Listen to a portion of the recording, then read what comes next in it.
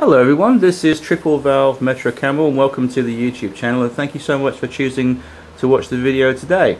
If you're a first time subscriber, I just wanted to say thank you so much for choosing to watch the video, much appreciated. Do comment, and also please feel free to subscribe afterwards, and likewise I'll do the same to your channel as well. Okay, so this is basically a review of something very unique that I wouldn't normally have purchased. And it's quite different from the normal stuff that I normally review on my channel. So grab yourself a cuppa or a beverage of your choice, something nice to eat, and enjoy the video. So if I say to you out there watching this video that I'm a huge Ealing film fan, that might be a bit of a giveaway and a clue as to what I'm going to review next. It's one of these. It's the Hornby Titfield Thunderbolt limited edition set from Hornby. Excuse me. And this I bought purely because it's collectible, and also because it comes as a nice little package. And I was after getting the film anyway because I hadn't had it in my collection and I wanted to own it, and I thought, well, we could sort of kill a few birds with one stone here. We could get a film, plus we could get a little limited edition set from Hornby and a loco and some rolling stock, so why not? I picked it up for about £115 on Amazon, or I think it was eBay, I'm not sure now, but you can get these for about 100. So I've seen them in some places for about £89–90, something like that. I'm sure they'll go down in price, but they are collectible, and there's only 1,000 of these made.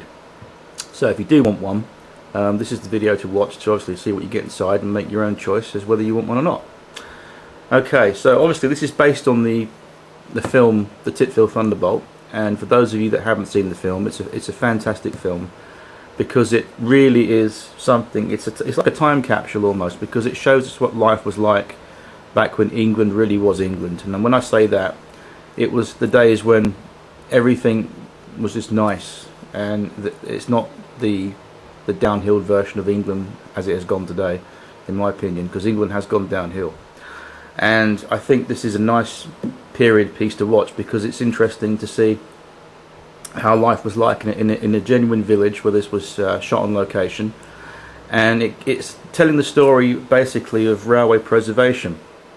And it's set in the Beeching era, when famous Dr. Beeching report came out, saying that all the railway lines, the little small town branch lines and the branch lines, like Linton and Barnstable and things like that, had to be closed in favour of bus services and road traffic taken over.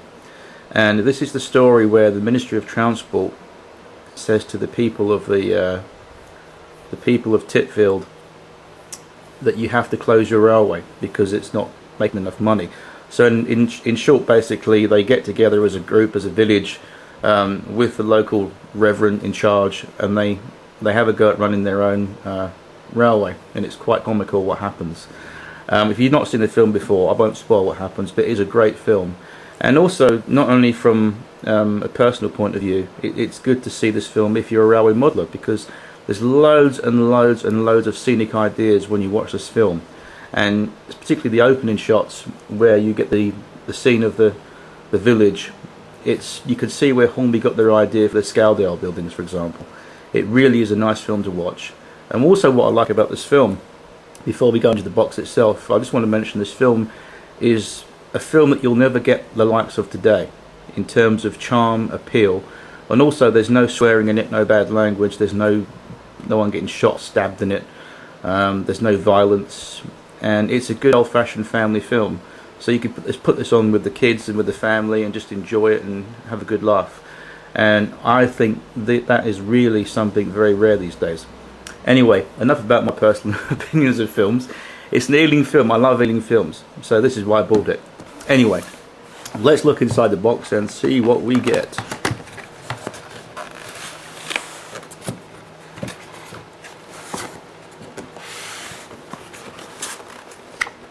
So it's quite a small box, as you can see. There's not much to it. Let's put this out of the way to one side for a second so we can see what we get. Okay, so there's our box, and obviously it comes with a display card that you get inside, a piece of card basically, standard Hornby thing. What you want to do is take a craft knife or a pair of scissors very carefully and do one snip here, one snip here, and one snip here of the sellotape, so you've got an open and closing lid, so it protects everything inside afterwards. Anyway, so you remove that piece of card like that, and then inside you get this nice little retro poster of the film itself. This is the replica poster of when this film was released in 1953. So this is a small version of that film poster which you get, which is quite nice, very retro. And again, some great artwork on there as well. Complete with the 14XX running amok down the high street. So you get that. And then you also obviously get the film itself. And the great thing about this DVD was, I was after getting this DVD, and I really thought I need to get this because out of my railway films I didn't have this film. And films like this and Oh Mr. Porter, probably my two out of my railway films, they're my top two films, Oh Mr. Porter and this film, because they really are quite funny and they capture the railway as well. The great thing about this DVD is there's loads of extras on here. There's loads of extra hidden bits they've added to this because it's been remastered digitally, and you've got a nice little film footage on there of where they shot the locations for the film back then and what it looks like now. And it's quite sad to see that a lot of the locations where they filmed the location shoots for the film, they've actually gone. They've disappeared into the undergrowth, and they've no longer ceased to exist, which is quite sad. But anyway, that's the film you get inside the box as well. You also get a little certificate telling you it's a limited edition production, and mine's 939 out of 1,000, so it's pretty close to 1,000, not far off it. And it tells you a little bit about the set itself and what Hornby have done. And then you obviously get your famous maintenance and lubrication for the loco itself. So let's look at the box, what you actually get inside in terms of rolling stock and locos. Now when you open the box, you get this odd little square piece here. Now I'm not sure what that's for, no idea what that's for, but it's there, so there we go. So inside you get, firstly, let's look at this loco. So it's not bad, it's quite, oh, sorry tripod, it's quite nice. It's the 14XX obviously, and it's made to look like 1401, which is the running number of the loco in the film. And it's just basically the old Airfix moulding that's just been reused by Hornby. Now it's not a bad loco in terms of appearance. It does look like the loco in the film, which was famously derailed.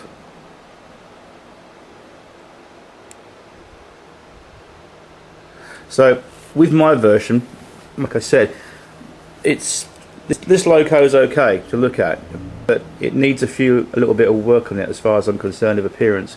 So what I did, I let loose in it a little bit last night, and I added a little bit of realistic water from Woodland Scenic there on top of the tank lids there, as you can see in the camera shot there, on both sides there and on the other side there. So it looks like when the Reverend was filling her up, he went a bit too mad with the water, and obviously it's got drained down the side there, if you can see that. I've put a little bit on there, and then on the other side, bringing it around, I've also put some water spillage down the side of the tank on there as well, you can see that. Now in terms of appearance, she's not too bad, she's quite nice to look at. The other thing I let loose on last night was the cab windows. These front cab windows here, that one there on the other side, the driver's cab windows there, they come not glazed, and what I've done with mine, as you can see, I've put some glazing in there. You can see that. I just put a little strip of clear plastic card in there and just glaze the windows, and I think look a bit better there, as you can see.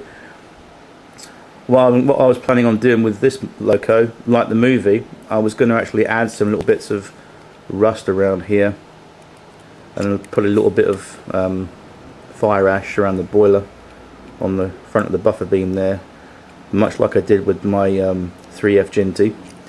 In terms of running, I warn you now, this Loco is absolute crap on the track, and you might feel shocked to hear that.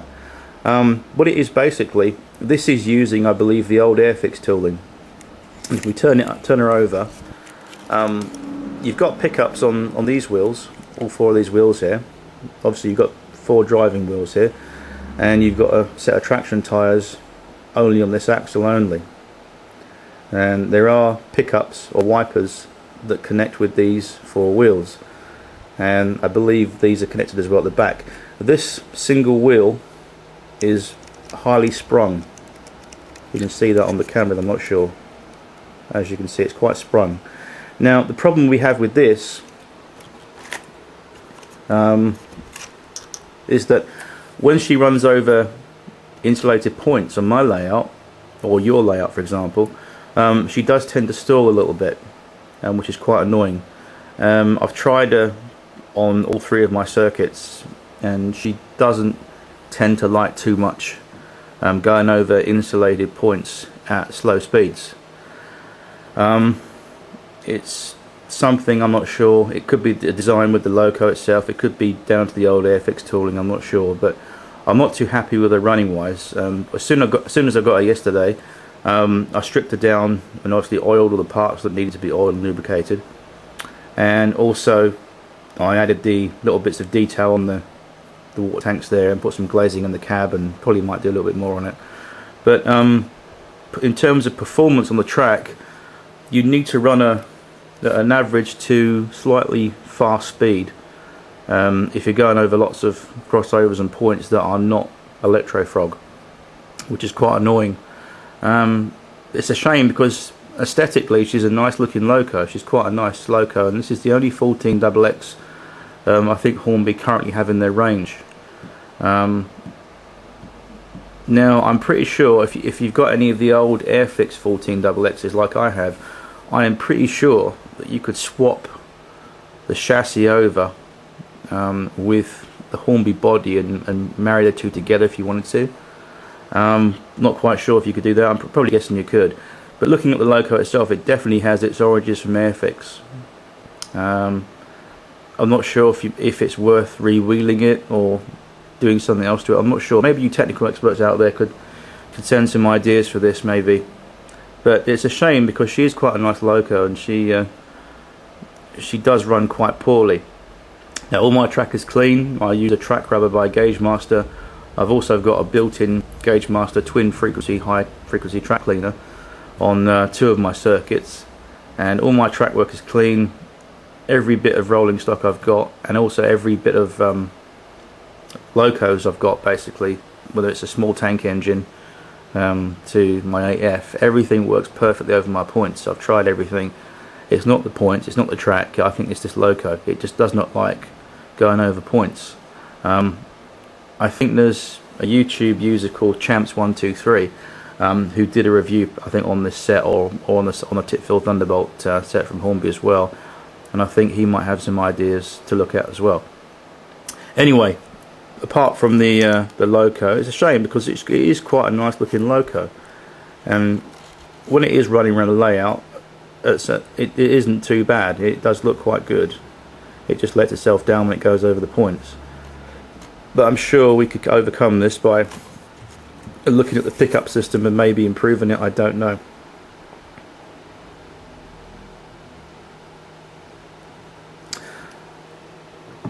So inside the box as well, we also get this strange looking thing as well. This is a bit odd. This is supposed to be Dan the fireman's home that was put on a low mat wagon by the local villagers to get something running for the day of inspection from the Ministry of Transport. And what they've done, they've just got one of these short wheel-based vintage coaches and stuck it on a low mat wagon. Now the low mat wagon, as far as I'm concerned, could use a little bit of weathering, particularly around the springs there and the brake rods and the bits of details there. That could use a little bit of maybe dry powder weathering on there. The body itself is horrible because the colour is really wrong. I'm not sure if you can see this on your computer screens at home, or the camera's going to pick this up, but it really is like a greeny, lime green colour almost, and it's horrible. It should actually be yellow. The body panels themselves along here, this should be yellow all the way up here, and at least they should be a little bit more dirty. The whole thing should be yellow basically, then with the black outlines picked around as so. But this should be yellow. This is the wrong colour, and I'm not too happy about that. It just does not look right. It's too bright a colour for me, to be honest with you, and I think Hornby haven't got that right. They have needed to do the research a bit better, I think, so not too pleased with that. The only other thing, in my opinion, you guys, is the don't laugh, but the thing I think is the best thing out of this entire set together that you get, apart from the DVD, is this. And I think this is the only decent thing that you get in the set. This towed brake van. Now that's decent. Now that is nice. That's half decent, and it's the same running number as the exact towed brake van that was used in the actual film, so that's quite a nice touch. I mean, it is quite a nice little vehicle, and that will look at home on any goods train on your layout. That is quite nice. I like that. So that's, to me, that scores 10 out of 10 for the set, 10 out of 10 for the packaging, 10 out of 10 for the DVD, and I'm sorry, but I'd give that probably about 3 out of 10. That is just not good in terms of, it's the paint job is completely wrong, so we'd have to respray this probably, or repaint it. So thumbs down for that. Out of 10, I'd probably give this probably about 7 out of 10. It's a nice looking loco, but in terms of performance, it doesn't run too great over point work. Like I said, if you've got electrofrog points, it might run better, but for most of us out there who are beginning in the hobby or don't have electrofrog points, this sometimes does still a little bit over point work, but I may improve this at some point, we don't know. But anyway, out of 10, I'd give this set as a whole, probably I'm going to rate this, I'll probably give it about 8 out of 10. Anyway, that's the set. That's the Titfield Thunderbolt set from Hornby. So I hope you enjoy it, and maybe you'll want to buy it for yourself as a collectible item purely, or you run it on your layout or do something else with it. Don't do what they do in the film and run the train into a street or something like that. Anyway, there we go. That's a whimsical note on the end of the video, and I'll see you soon. Thanks for watching, and take care. Bye bye.